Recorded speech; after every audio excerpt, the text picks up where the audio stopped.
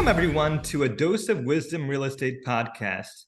I am your host, David Stein, and today we have the privilege of having as our guest Dave Seymour. Dave has achieved extraordinary success in the real estate sector.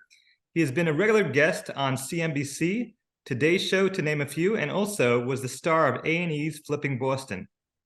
Dave started out flipping homes in the Boston area and has scaled his business to invest in multifamily assets with a focus on the Gulf Coast region, and has recently started a $100 million fund to facilitate that. Dave, thank you again for coming on the show. Thank you, David. Thank you. I appreciate being here. Okay. So my first question to you is, what's the background story to how you got involved in real estate? Yeah, it wasn't a dream growing up. I'm an immigrant to the States. I came over in 1986. I was just 20 years old. I was born in London and I grew up in the south of England. Right. So my background, if you will, my history is very much blue collar. My father was a heat and air conditioning guy. And we never owned real estate. Actually came from the English equivalent of the projects, if you will. Mm-hmm. But through a set of circumstances and the journey to the States and some mistakes and some successes, I found myself working in the construction field. And while I was in construction in Boston, I love the way you say Boston, by the way. The New York accent for Boston is so much better than the way we say it. But working in construction, there were these, imagine digging down to the frost line in January, right? It's like, it's hard work. And there was this group of investors / owners that were showing up to these single family homes. And their clothes were cleaner, their car was nicer, their attitude was shinier, David. And I'm like, this sucks. I don't want to be doing what I'm doing. Anyway, I asked them a few questions, and they told me that they were the investors. They told me kind of how they did it. And I'll let you in on a little secret. They weren't that smart. They just knew a few things that I didn't. And that was kind of like how the journey leaned over towards real estate. Uh-huh. Okay, that's a great story. So how did the opportunity to do the reality show Flipping Boston come about? As I said, I came from England from a blue collar background, and I don't know the listeners of your show who they are, but I'm sure some of them might resonate with it. No matter what our culture is, we kind of all come full circle when it's the influences of our parents and our teachers, etc. Right. So I knew only how to work, right? Trade time, my time for somebody else's money. And 2007, 8, 9, I made a lot of financially illiterate decisions. I'll say that again, financially illiterate decisions. Right. I was following the masses. I was the guy who believed that a government pension was the way to go, and refinancing your house and, adjustable rate mortgages. And I was losing my home, and I was in a pretty desperate spot, again, because of financial illiteracy.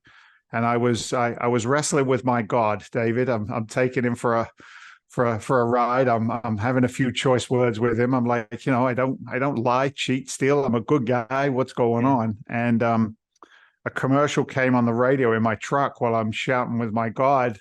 It was a seminar, Teach Me Foreclosure, free seminar coming in your neck of the woods. And I'm like, okay, God either is or he isn't, David, right?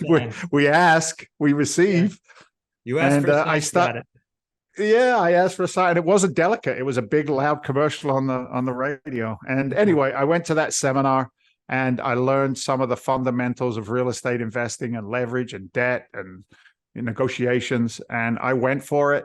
And because I had such a good track record in the Boston market, I became a teacher. And then somebody else in the seminar industry said to me, you know what, Dave, you're a funny guy.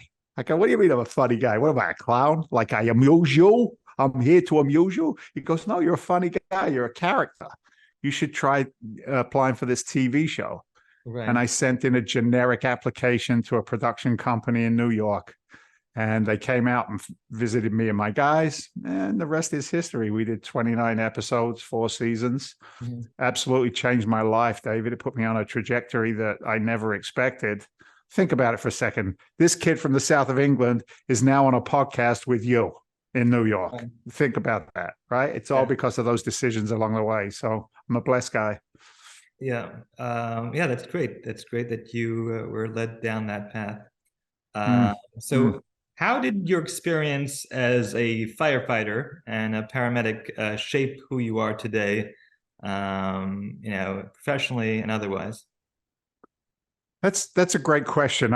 Look, I know your listeners probably know that you sent me some questions beforehand. So when you sent me that, I kind of thought about it, kind of prayed on it, to be honest with you, for a little while, because, that firefighter paramedic world is very testosterone dominated, right? It's incredibly competitive.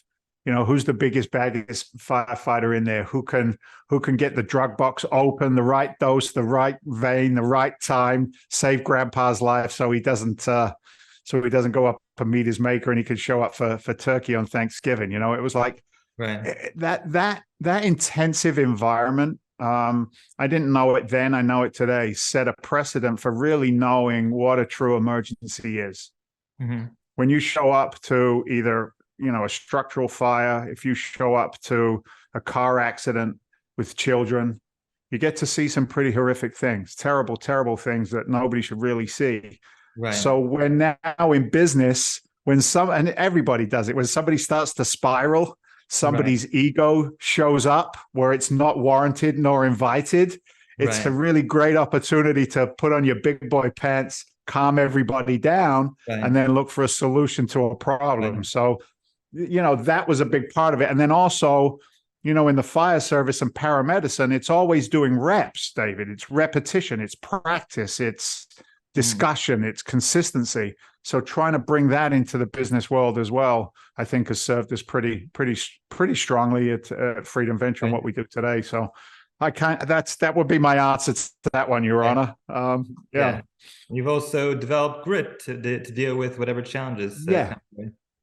And they're usually people, look, other than a hurricane or an act of God, most challenges are originated through management of people.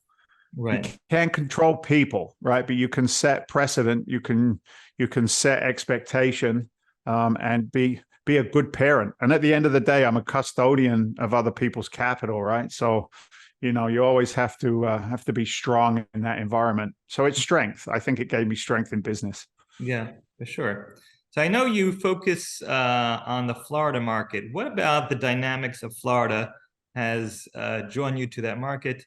I know I like Florida myself, but I'd like to hear it in your words, what that is. Look, at the end of the day, it's the people on the team that really dominate where investor capital within our company goes. So to give you a little backstory, which I think is important to your question and giving it some clarity, is my business partner is a gentleman. I'm 57. Walter's turning 60 in the new year. Mm-hmm. So we're not new kids on the block, right? We're dinosaurs in real estate that have been through some market cycles. But Walter is based in Southwest Florida. He's been in that market now for 30 years. I'm up in Boston. I raised the capital for our business. But having that relationship sphere, if you will, of Walter, who, by the way, was Major Walter Novicki, Special Forces, American service. So again, seen some stuff, knows what an emergency is, right? Having that strength in the team in Florida gives us a platform and a foundation. Now, if Florida was a crappy market, there might not be as much value in that relationship as there is. But as we all know, through COVID, through friendlier states, we'll just leave it at that. I'm not doing what I do in Florida and Boston. I'm sure you're not doing it in New York, right? We like the states where we're welcomed. We like the states that kind of represent our own internal values, I think, as well, in what we do. So Florida's need for housing is just unprecedented. It's an anomaly statistically, the amount of housing that is needed in Florida. So we take that in combination with the retiree age group going down.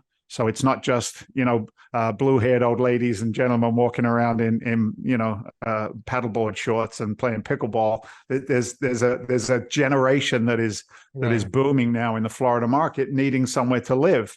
So I've got huge demand on the housing side. I don't have housing to support that demand. Mm-hmm. On top of that, the demand is then again exacerbated because of the craziness of the interest rates. I'm the father of a 28-year-old young man who's getting married next year, and he looks at the real estate market and he wants to jump in. I'm blessed; he's financially stable enough; he could go out and buy. But you start looking at that monthly payment, and I'm like, Robert, why don't we go old school and do some direct mail marketing and find you a property that nobody else knows about? We'll put some cash on it, and then we can go find some debt that makes sense, rather than you don't want to put them in a position where they're hurting. And look, my son's in a separate category, if you will, because his father knows some stuff. Yeah. But Florida is lucky to have you as a mentor. Yeah, look, mentorship, right? I was mentored. I'm sure you were mentored, right? Mm-hmm. We don't pop out into this world endowed with intelligence of business and real estate and capital, et cetera. So, that Florida market with demand, lack of housing, single family homes are priced out of the majority. And on top of that, it's got beautiful beaches, beautiful golf courses. The food ain't bad. You know what I mean? It's like, why wouldn't you want to be invested in Florida? Yeah, for sure.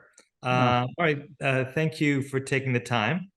It was really informative and entertaining, and hopefully we could have you again sometime. Yeah, whenever, man. I'm here. Take care. Thank you. All right. Thanks a lot. Bye.